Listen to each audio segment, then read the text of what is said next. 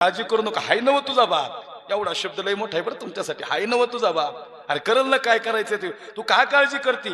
सांगा ना, 8 इथल्या बसलेल्या मुलींनी केलं का नाही मोठं लग्न तुमचं? त्यांनी काय होतं त्याच्याकडे तवा? काय होतं? कर्ज पाणी काढलं का नाही त्यांनी?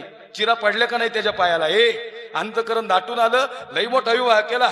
पुरीला दिसना मंडपात बाप. पुरगी मग हे माय, अरे मग थर दिसत नाही का आपला? आज कुठं होता माहिती का त्या दिवशी? आचार्याच्या पाया पडत होता.